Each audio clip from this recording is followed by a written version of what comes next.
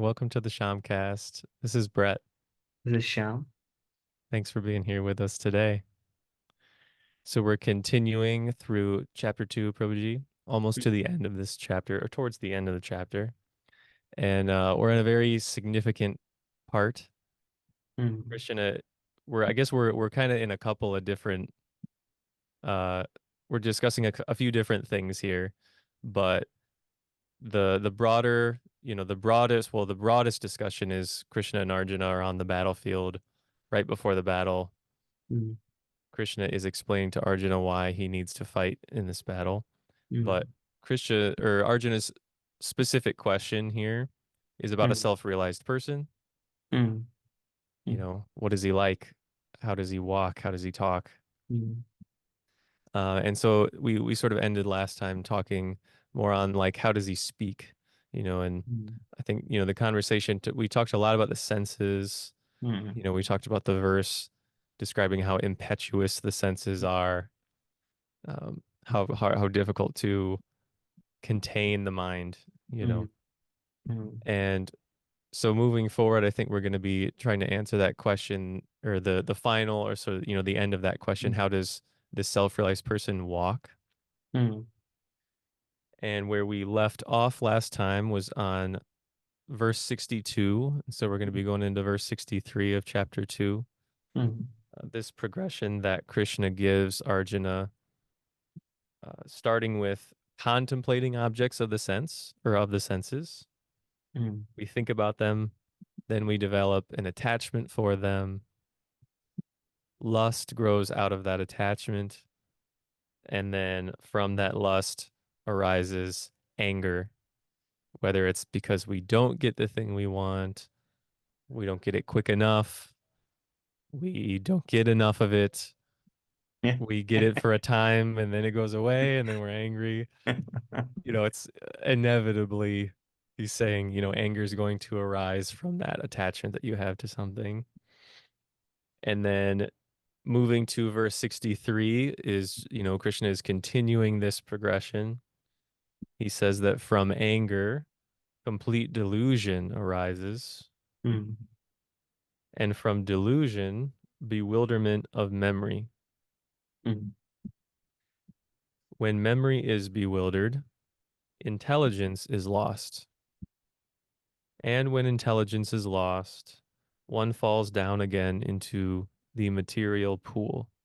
mm, So, a lot of things there. There's a few different steps on that progression. We'll start, from the beginning of the verse anyway. So, mm, from anger, complete delusion arises. mm, So, can you talk a little bit about that step from being angry, based off of whatever attachment is we have, and then mm, from there, we get to being delusional. mm. So delusion is more like a state of confusion or state of ignorance, and it is natural because attachment is mode of passion, and it's degrading, and like lust, attachment, and then degrades to anger, and anger leads to delusion. Anger is mode of ignorance. So ignorance means no discrimination, not no good discrimination. And there are three things that are interconnected: the mind, intelligence, and moha. Like the Sanskrit says, sammoha, smriti vibrama. Sammoha, moha means illusion. So illusion or delusion, one and the same thing. State of confusion. I don't know what to do, or I don't have any discrimination now. There is a horde. The mind is covered with one and only one thing that is making me angry, and I forget everything in this world. And it's like completely captured by that emotion. Cannot think anything. This is a state of delusion. And it says from delusion, memory is bewildered. Memory means I don't remember anything now. What the other person has done for me, or if I'm angry at somebody or a situation, or my belief systems, or something. And from memory, intelligence is lost. Intelligence is discrimination. I don't remember anything. I have no idea what is right, what is wrong. Something I would never do, I would do it when I am in delusion. And so they are all like very much intertwined. Delusion, memory, intelligence is actually memory supports intelligence.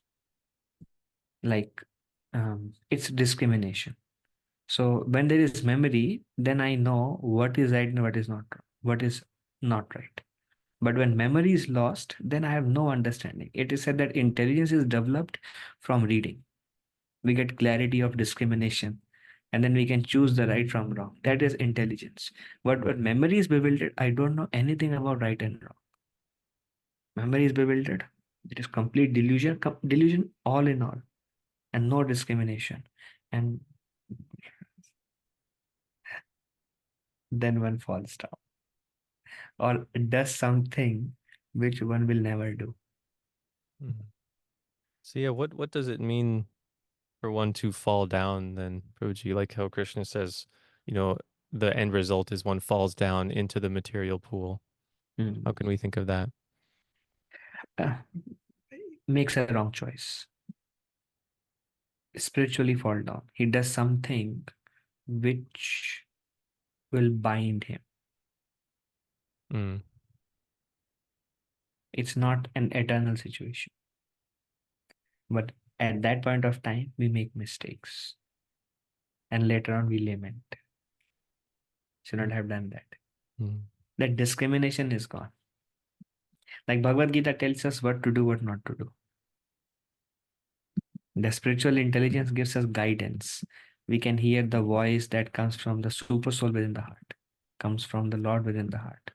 We may remember what we have heard from our teachers.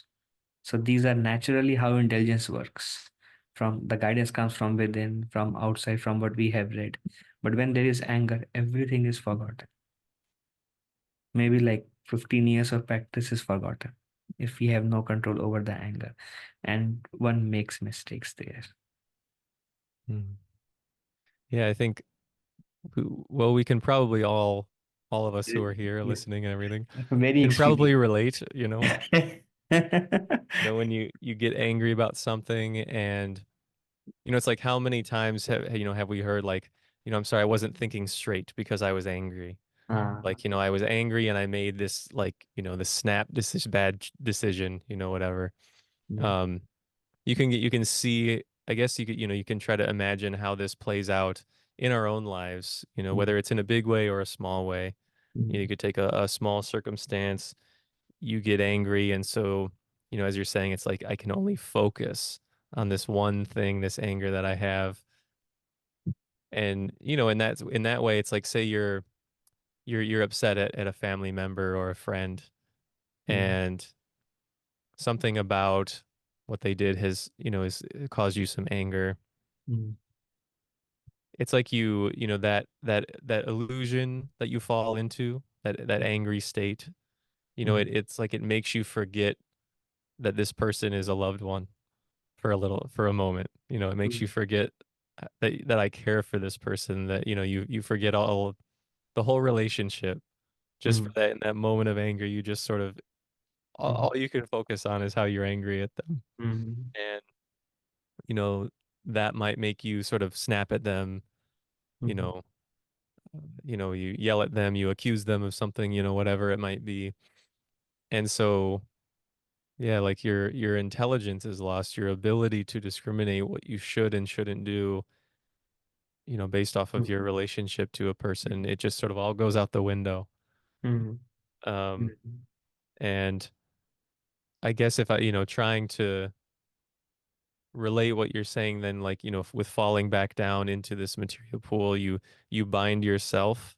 Um, you know, it's like if you snap at somebody, well, now you've bound yourself to the reaction that's mm, going to occur.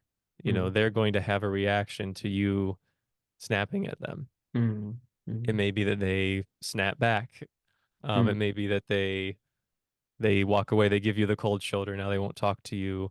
mm, Um, you know, it's I guess in any case, there's going to be like a strain on the relationship. mm, There's going to be a negative reaction. And so mm, you go through that progression of starting with whatever attachment up through your anger and everything, and you end up being bound to the result of some action that you mm, that you made when Mhm. you weren't thinking very clearly. Mhm. Very good point. Yeah.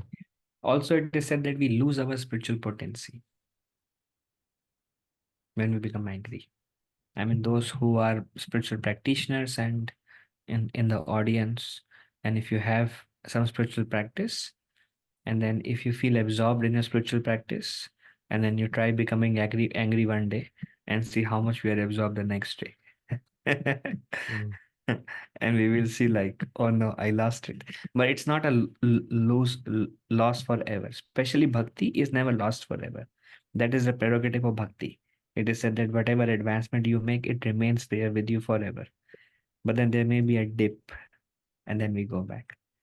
But there is also a story of a sage whose name was Vishwamitra, and he performed. It is said this is like previous ages, so he would perform. They would live for thousands of years. So he performed very severe austerities, and the king of the heaven, his name is Indra, he became very insecure. So he sent him a beautiful woman to distract him, and he actually fell into the trap of a woman.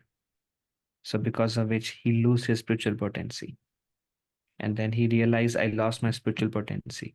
So he repented for the loss, and then he again performed severe austerities for a long period of time, and then he again built up his spiritual strength. And then again the king, he became insecure, thinking that this saint may take my position. So now again he sent another woman to distract him, but this time this sage knows. And this is again because of him only. Last time I went through a lot of reaction, so he became angry. So because he became angry, he again lost. And then he realized, oh, lust will also make me fall, and anger will also make me fall. But the difference between that kind of austere path and bhakti path, that is actually lost forever. It's a mechanical process. He lost everything and he has to build everything from scratch, his spiritual practices, to gain spiritual realization. But bhakti path is permanent path. There is no loss forever, but there is a small dip that one may experience. mm. So how do we understand then the I guess that that dip, or like what is it that if we experience a certain, or we get to a certain level of bhakti practice, and like Krishna says, you never lose, there is no loss, no diminution on this path. Can we think of it as like you get to a certain point in your bhakti, and then it's like you've built up the capacity, like I have this much, I'm capable of this much of experiencing, or of whatever, of this much, and then there's a dip down. We start, or we start, increasing some attachments, getting more angry at things, whatever it might be. And, as you say, there's a dip so that we don't feel that spiritual potency. We just, we don't feel as connected. We don't feel like we're not as able to meditate as much. We're not as able to like get into the kirtan as much. Um, is that how we can think of it? Is that, it's like you still have that capacity, um, but you have to still like do the work almost. I don't know. It's like, you didn't work Mm. out for a while, so you still can work out that much, but you lost some of the gains you had made. I don't know. Mm. Maybe I don't know. Is that like Mm. a good analogy, or how would you Mm. describe it? So our progress is based on our absorption. Like you mentioned about Kirtan.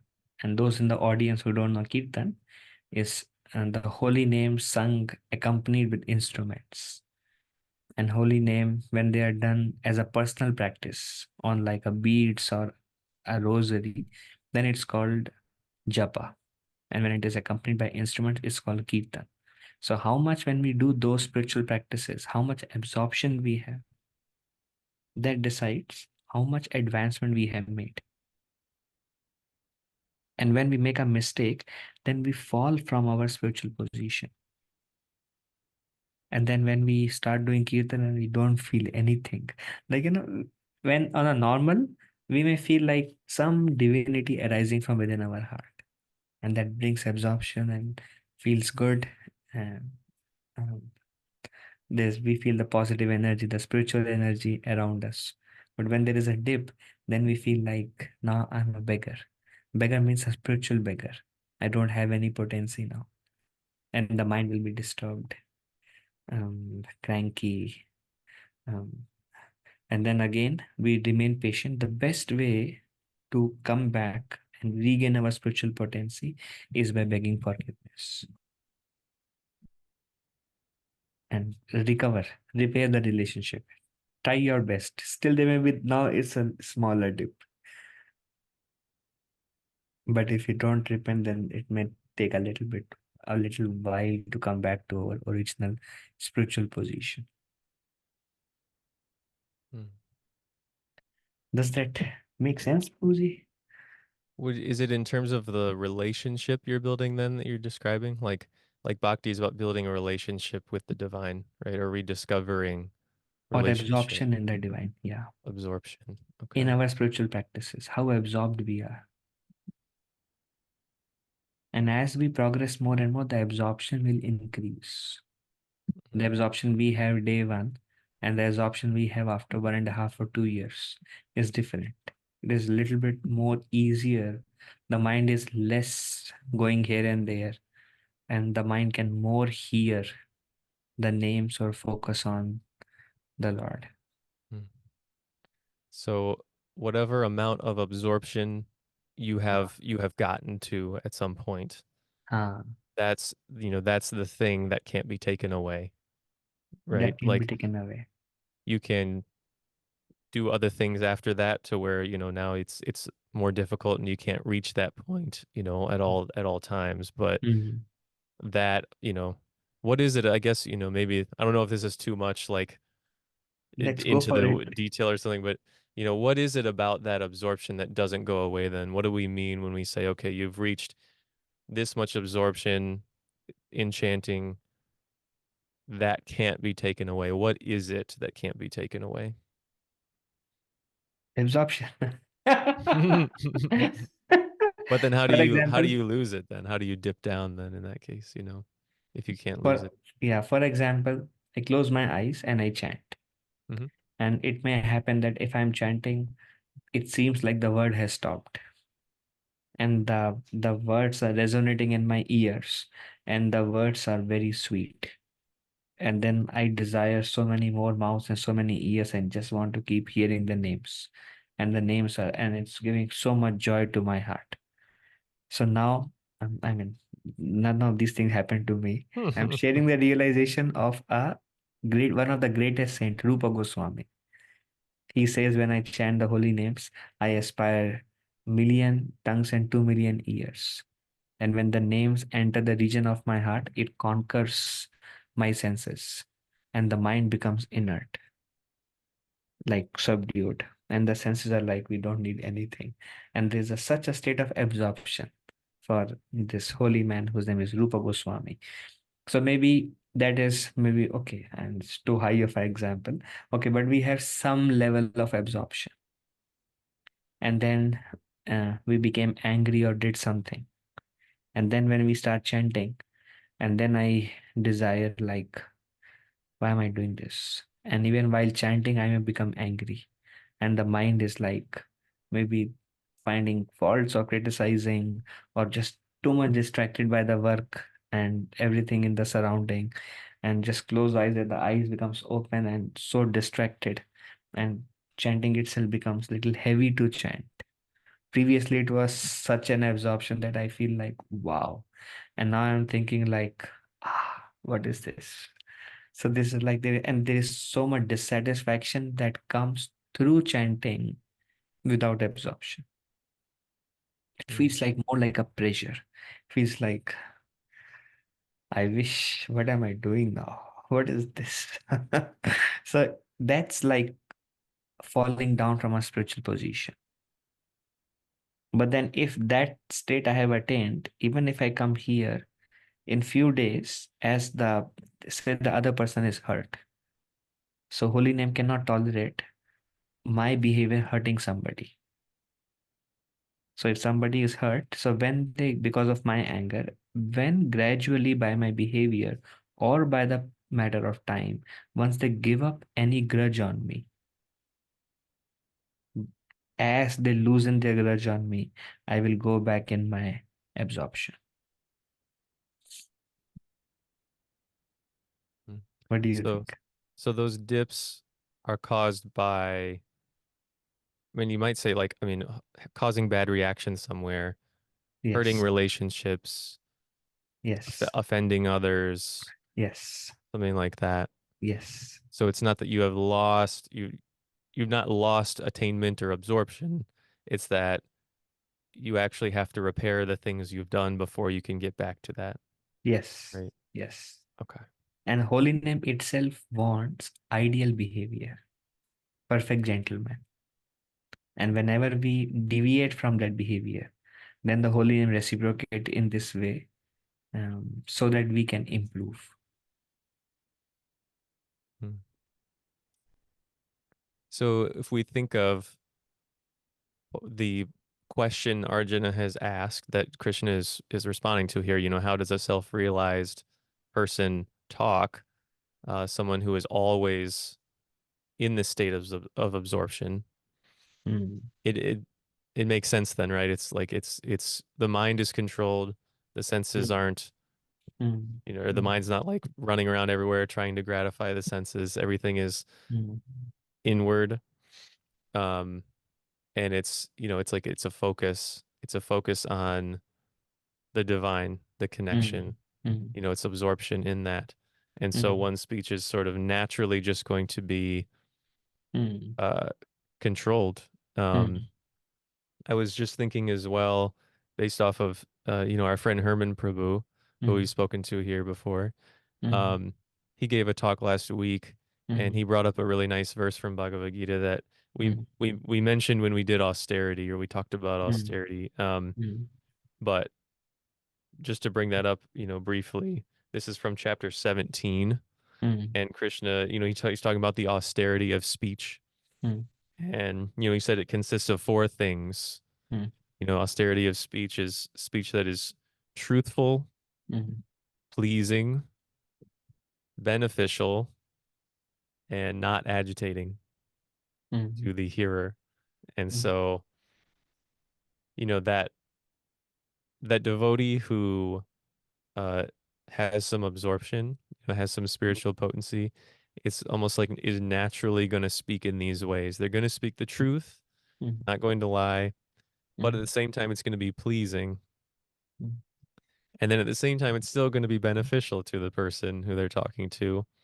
And, they won't cause any bad reaction. They won't agitate that person. mm. It's amazing. And that's something we develop over time. Some people are carrying it from previous life. Some needs a little more time to develop those. But that's something seen in the behavior of a gentleman. And such behavior is very conducive for progress. Causes less harm while progressing. If that behavior is there, it's less dangerous. Otherwise, a lot of pitfalls on the way makes it a little hard to progress. Mm. So I'm kind of imagining now, like you start doing spiritual practice and you're going up and things are going well, and then you make some kind of mistake or something, you whatever it might be, and so then there's a little dip, and then you have to sort of repair those things, and you Mm, can keep going, and then you another dip, and you have to repair. So it's sort of like the fewer things that you can do mm, along the way that you have to repair, the mm, quicker you can mm, sort of progress. Because how quickly we progress is based on how much absorption we have. More absorption, faster, faster growth, more absorption. But during the dip, the amount of advancement we make is less. But on a natural state, we make a lot more advancement. But if our behavior in such a way that we are taking a ride under dips only, then it takes longer time to attain perfection. Mm. That puts it into perspective for me why it's said that, most of the progress in bhakti comes from the chanting or the japa. Mm, Um, mm, if it's based off of absorption, mm, then I mean mm. that's where you practice the Yeah, absorption. yeah. So that makes sense. That that's where the actual progress comes in. Mm, mm. Yeah. And like one thing is, how does he speak? Mean, how does he respond? And Mm, these verses describe how he responds. And then Krishna in these two verses is describing how one does not respond positively, what happens, why the response is not very good. But then Krishna first describes how he responds is controlled mind and senses like that. mm, Another thing is for a devotee, the attachment is um, he's very careful not to be attached. A devotee, he's very careful because he knows the repercussion of attachments. His mind may pull, but then his intelligence is getting sharpened day by day by spiritual practices. So he knows, oh, I have to be careful. Yeah, I like it, but I have to be careful. I like it, I have to be careful. So when he's like, there is a saying like cautiously running his life, cautiously moving his steps. So then when things don't happen, the anger is not so much because he didn't let himself flow in the attachment. He identifies the attachment, but he's constantly trying to work on not to be attached. No, no, no, Krishna, please help me. No, no, Krishna, please help me. So that stage doesn't come for him that he has just flown so much into that he becomes angry. But rather because he's working so cautiously, when things don't go happen, he sees like, oh Krishna, thank you for saving me. So it's just that caution is important in life. mm, And actually, caution comes from mistakes. mm. So we have to make mistakes. Well, we will learn just by hearing, we will learn by experience. That is our choice. Mhm. But certainly, it's hard to find a perfect person right from the beginning. Mistakes help to build more caution, more caution, more caution. And those who are like pure souls, they're very cautious. Like, oh, careful. And that's kind of the intelligence which is developing over time. Then they get a sense of, they get to understand themselves. Where is danger, where is not danger. So become more and more cautious. Mm. Yeah, and really what you're describing is it's really just the process of learning, right? So, or the Ah, process of learning a skill or something like, and but applied to spirituality, right? And mm, I think that's very, very hopefully anyway is very useful, um, for like a Western or an American audience, or where the whole idea of spirituality, the whole concept, it can be a little nebulous, a little just not quite sure. It could mean a whole bunch of different things. mm, Um, but we generally don't think of spirituality as we would, a job or a skill or a trade or a thing that you can learn where there are steps. You have to make mistakes, you have to learn from them, you progress, your intelligence becomes yeah, sharper, your absorption increases, etc. Like it really is it's a process like that, it's right? a I mean, that's process. that's Yeah. what it is. And so I think that's just super, super helpful to hear. It's, we especially for those who it's like, I want to get into spirituality, I want to do this, I don't know what to do, I don't know how, you know, it's like, well, it's kind of, it is like learning anything else. I mean, Mm, you start doing some of the practices, you start hanging around some of the people who do it, learning from them, and you kind of just go from there. You make mistakes and you mm, learn from them, and mm, you get better like you do at anything mm, else. mm.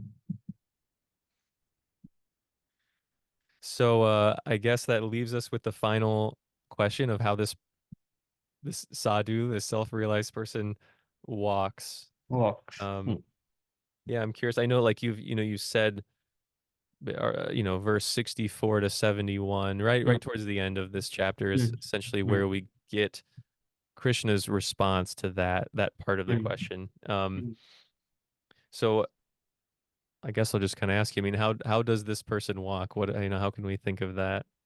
And what does Krishna say? mm. So maybe we'll read, like, should I give a general overview or we read some verses? Yeah, we can read some verses, Prabhuji. Yeah. Mm. Which ones are you thinking? Maybe control the senses through regulative principles of freedom. Sure. Yeah, so this would be verse 64. Mm. So just following up on that progression that Mm. we just talked about. So Krishna says, but a person free from all attachment and aversion Mm. and able to control his senses through regulative principles of freedom can obtain the complete mercy of the Lord. Mm. So what strikes me then is, the ending there, the mercy of the Lord is really what this person is receiving. Mm. And so I guess, can we equate that then with absorption? Is that what absorption is Yes. mercy? Yes. Mercy turns into absorption. Hmm. There is a saying, prayers go up, blessings comes down. And that blessing or the mercy or the grace is which helps us to. Wow, this is amazing. So here Krishna is telling what attracts the mercy of the Lord.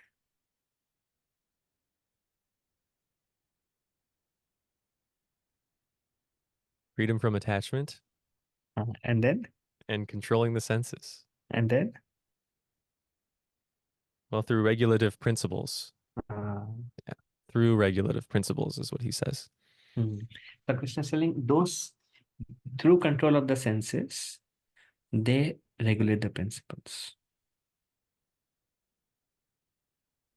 Can you read that again? Hmm. The whole verse. Yeah. But a person free from all attachment and aversion and able to control his senses through regulative principles of freedom can obtain the complete mercy of the Lord. Hmm. So what is regulative principles? That's a hard Uh, one. I mean, I would I would at least begin that conversation by saying it. I mean, to me, regulative principles would be how we regulate our senses, Hmm. essentially. Um, like we talked a lot last time, especially about the mind, how Hmm. like, the healthy fear, that a yogi has, um, basically because the senses are so impetuous, Hmm. because the mind is so sort of like the crazy, like animal, or Hmm. that's kind of like the nature of it, right?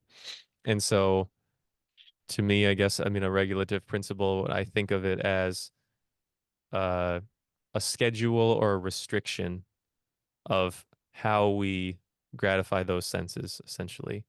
You Hmm. know, the the manner in which, we can do it without sort of causing a negative spiritual result. And then Hmm. also, the like basically the timing, the times of which we can do it. Hmm. So what does Krishna describes regulative principles of freedom? Mm, of freedom. So generally, we perceive regulating something as restriction. Oh, I don't like these restrictions. I want to be free. But Krishna is calling them regulative principles of freedom because they make us free.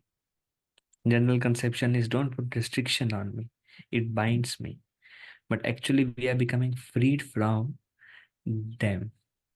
Like there is the society of, I think it's called alcohol synonym, Hmm. Yeah. something like that. Yeah. Or AA as we call it for short. AA. So where people come and people want to become free from it, right? So suppose we say somebody, hey, maybe this may not be the best option for you. Getting intoxicated and drunk whole night may not be a best option for you. But then they may say, hey, don't put restriction on me. There are so many restrictions. I want to be free. But then they don't realize that they're getting bound. And when they realize they are bound and they're going to AA for freedom. But initially they are thinking, so Krishna is telling, control the senses. Mm. When senses are not controlled, then I want to do what I want. And they think this is freedom, but they're not realizing they're getting bound. So bondage means I am forced to do it. Freedom means I make my Mm, choice. So freeing the senses, because of if there is no attachment and if the senses are controlled, then one may not be willing to go into and form habits. And then there is a saying, habits die hard. So it's a very deep topic. And that's why Krishna says, one who follows these regulative principles of freedom can become the recipient of complete mercy. mm. Wow, yeah, that really it flips the paradigm on its head, you know, Yeah. of what a regulative principle or what a restriction is, you know. Mm, And we did, you know, we talked about this last time definitely, like how mm, y- you think you think you're free or you think you're getting more mm, freedom, but you're mm. actually causing yourself to be more bound. Bound by it. Yeah, like the, you know, we talked about the rat in the sticky trap Ah. and how, you know, it's like, I guess this would be, you know, the oil, the salve, whatever it is that slowly helps you get you removed from that trap Mm, would be a regulative principle of mm, freedom. mm. So it helps us to remain free. Like I know, even it is said, okay, for example, gambling. It's like an addiction. So you say, hey, gambling might not be good. But then they go and they gamble, and the first time they win $1,000. Then second time they lose $500. Third time they lose $1,000. And in the hope they will gain more, they will lose few. Then the system works in such a way that you gain little, which is never at par. You're always losing, losing, losing only, but you get little. And with that hope, you keep on going, going, going, going, and then become bankrupt actually. It And then happens. It happens to people. and then it's like it's an addiction. It's an addiction, and beforehand only say may not be very good for you. But when there is an addiction, then there is attachment, and that's why Krishna says by following the principles of um, detachment and by regulating the senses, one who can follow the regulative principles of freedom can obtain the complete mercy of the Lord. Mm. And people don't want to hear these principles, but then if they realize how I'm getting bound by it,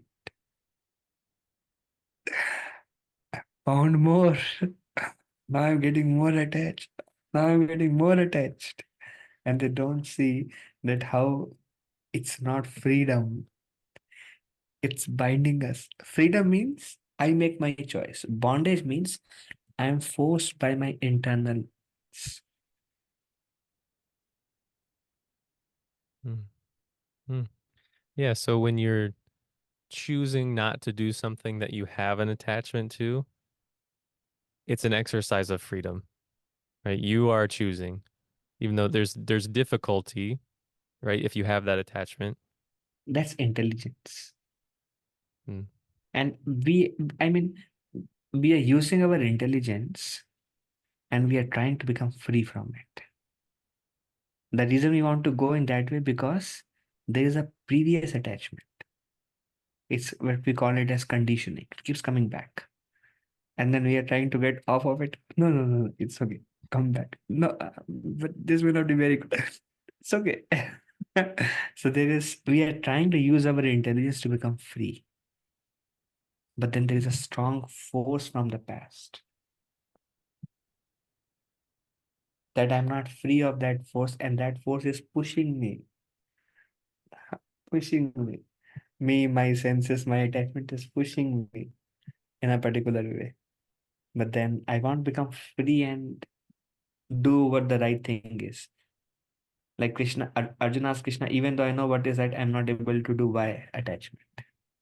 It's pushing me down again. And no, no, no. I want to do what is right now, but like same pad and the rat and this little oil of devotion. It's like that's why using intelligence, regulate, regulate, regulate, regulate. And by doing that, one can attain complete mercy of. Mm.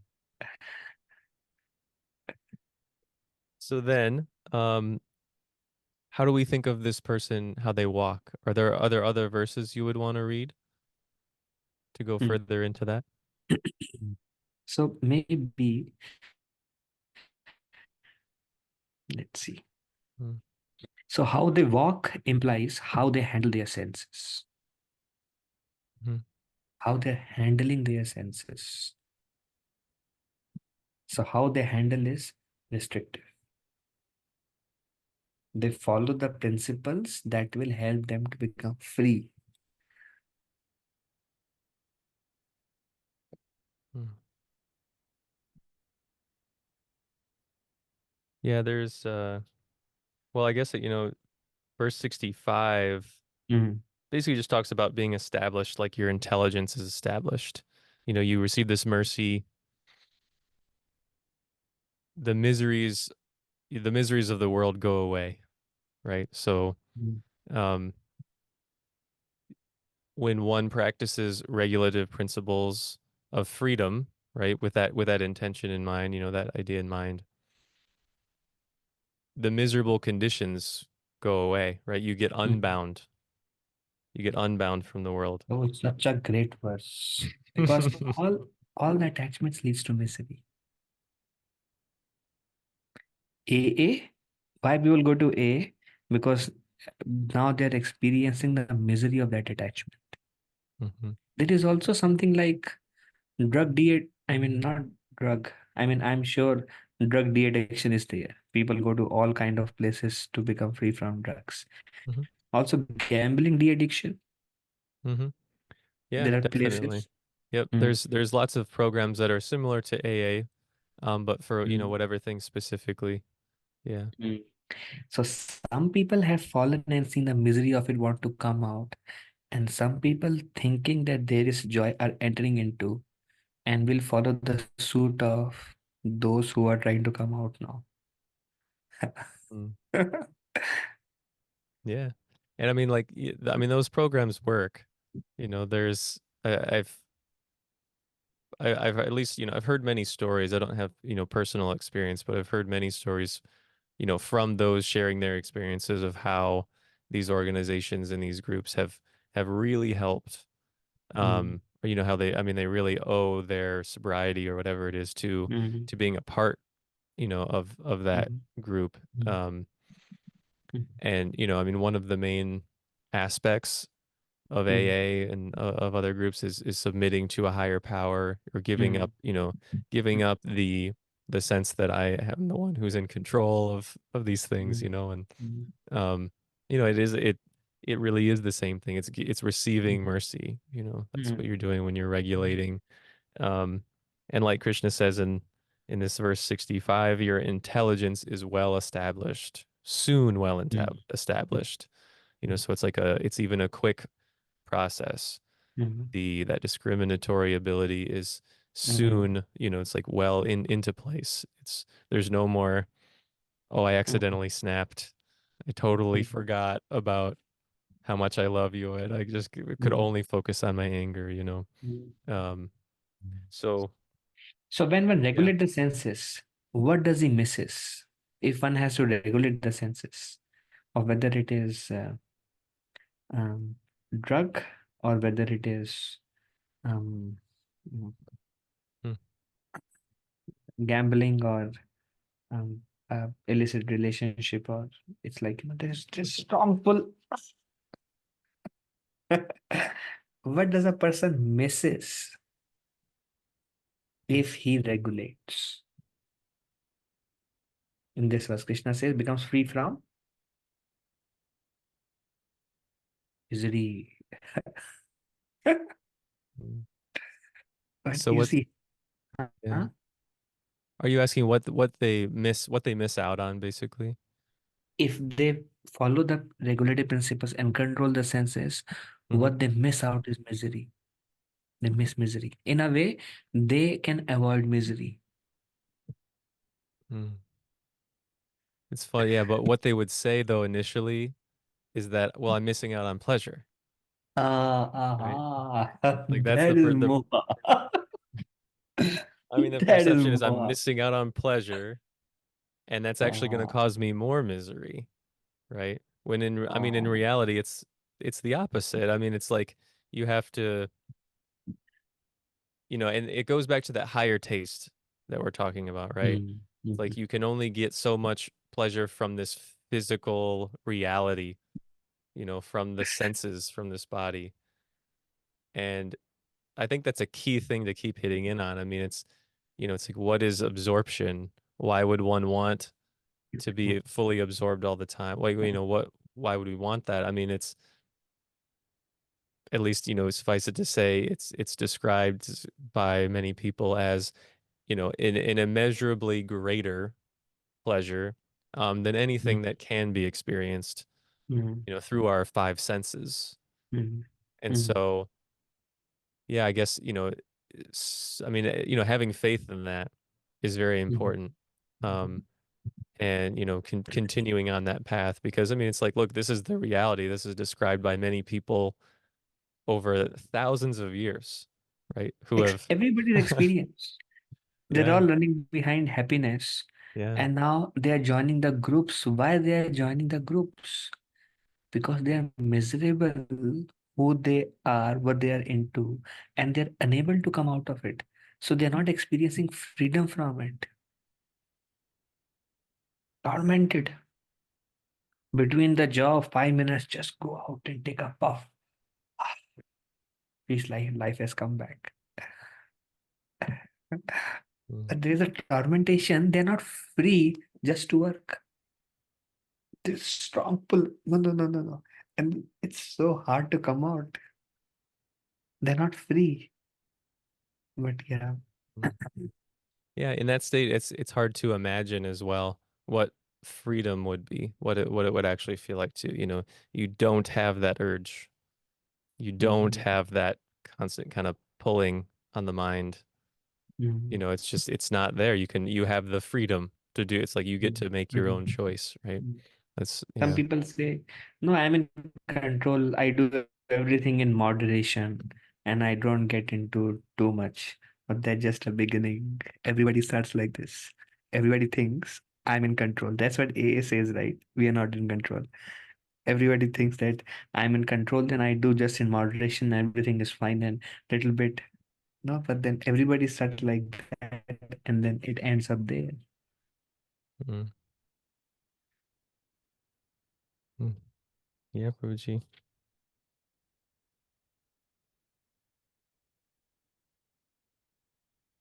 So there's a verse 67 Mm, trying to get into more about how this person carries themselves, mm, what how do they walk? It's basically it's kind of like I'm thinking of it as like how is this person acting in the world, right? mm, Um, verse 67 says, "As a strong wind sweeps away a boat on the water, even one of the roaming senses, so even one of the roaming senses on which the mind focuses can carry away a man's intelligence."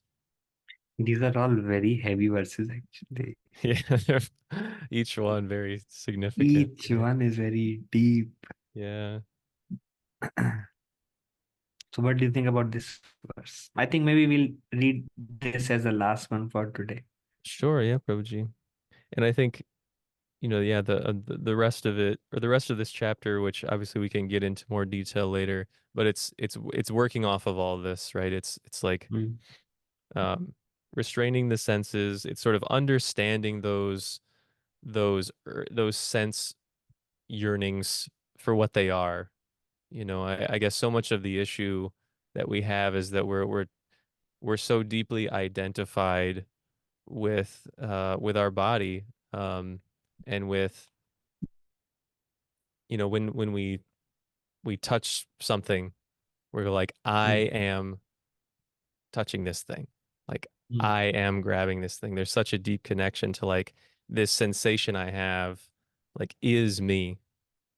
mm, The thoughts I have surrounding this thing is my identity, mm, um and if we can begin to distance ourselves from that identification, mm, sort of start to experience the reality, the higher reality, which is Krishna's very first lesson in this chapter. You're a soul. You're not the body.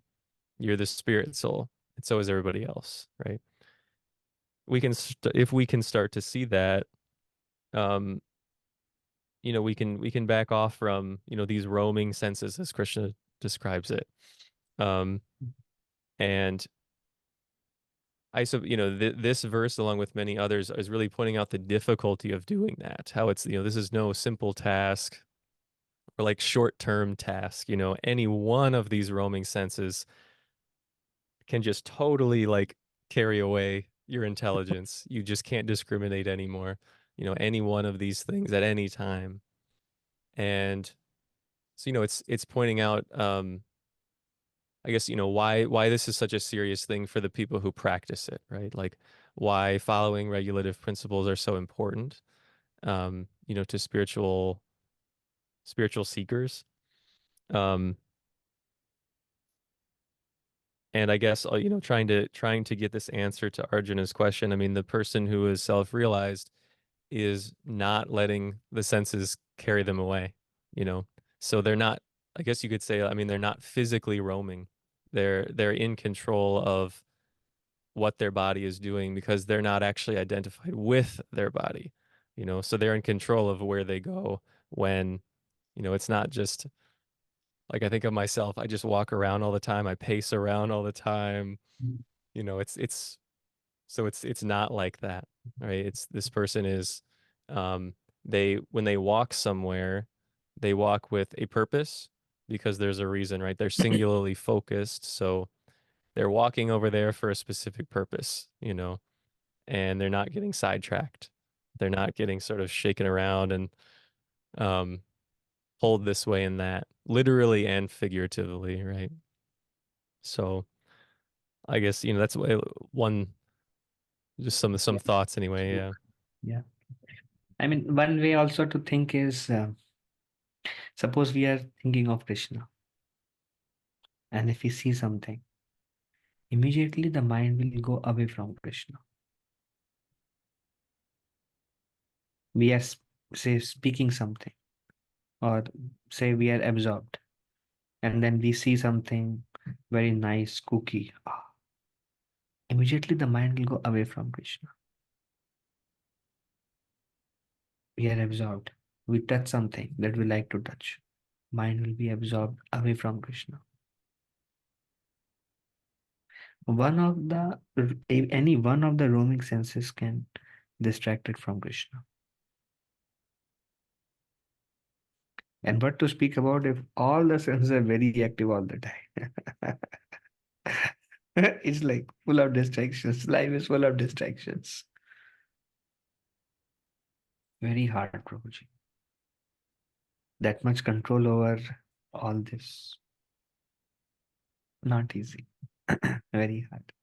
But that's how they respond in this world.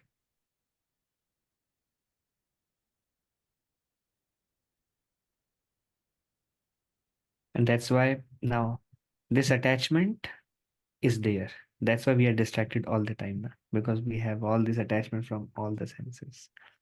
That's why there is so much distraction. But once we become pure, then the attachment will be so much towards Krishna that these won't disturb us anymore when we are pure. And that's why Krishna says, till we are not pure, regulate them with intelligence. And in this way, you receive the mercy of the Lord. Once you receive the mercy of the Lord, these results will go away. Once they go away, you are focused, then you won't be distracted.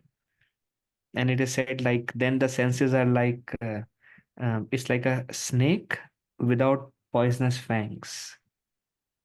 So there are snakes whose poisonous fangs are removed. Then they are not harmless. They're harmless snakes. They can do anything to you, nothing will happen to you. So likewise, we may have all these senses, but the poisonous desire to enjoy is gone, and they're all absorbed. Then these senses are snakes. Snake means they can immediately harm us. But with poisonous fangs removed means you can have all these senses and nothing will distract you. Like our spiritual master, Srila Prabhupada, our Goswamis, great saintly teachers. They have all their senses and nothing distracts them. But those who are not there, even one of the roaming senses will distract them. And that's why Krishna says, practice aversion, control of the senses, follow the regulative principles of freedom, don't get bound by it, and try to receive more and more mercy of the Lord in that way. Mm. And I guess it's important to point out then when we talk about regulative principles, we're not talking about totally cutting everything out, right? Yes, Um, yes. it's Very, not, very simple. yeah, it's not a process, which I mean, I guess there are some paths where it's more, a bigger part of it is just sort of cutting out. It's like, okay, Um, you do not gratify the senses in like any way. Very good point. And yeah, we're talking about something different where it's like, okay, you get to do the things that you're doing, right? But you put some sort of regulation on it. And I think Mm, this is something that makes sense to us that we do it a lot. It's like, okay, I'm sort of, it's like that intelligence is never totally bewildered, right? I mean, it's very rarely is it ever like yeah. we all have this sense sometimes where it's like I'm doing this too much. So now I'm gonna back up somehow and okay, I'm only gonna do it at this time, or I'm only gonna do it when I'm also doing this thing. Sometimes people put restrictions on food, for example, like I'm only gonna eat between these certain hours, or I'm gonna eat 2 meals a day, or whatever it is. Mm, But we're sort of used to doing these things, and so mm. it's not a it's not a foreign concept to us, I would say. It's Yeah. really just putting certain restrictions on the the things that you do. Uh, so even if we do more of those things that are favorable, it's okay. Like more eating of samosas, eat 10, 15, 20 samosas, no problem. But things like which are not conducive, there we want to regulate. Like maybe say, is it called substance abuse? Hmm. Yeah, and Uh, I'll just say you said samosa. Samosa is a food, a cuisine. So uh, samosa is also an alcoholic drink. So I just point that uh, out. so like there are some things, if you keep it centered around spirituality as much as is okay, but there are some things which we should try to regulate to receive the mercy of the Lord. Otherwise they become the cause of misery tomorrow, Yeah, no, absolutely, Prabhuji. Yeah. bind us, and it's like then it's very hard to practice Mm, spirituality. yeah. And so we have to use that intelligence, right? It's like uh, which things, if I'm totally honest, are just not serving at all. mm, And which things should be cut out and mm, which things don't need to be cut out, right? mm, mm. Hmm. So anyway, I guess we'll end there and continue on next week. Thank you very Okay, much, Prabhuji. thank you, thank you for joining.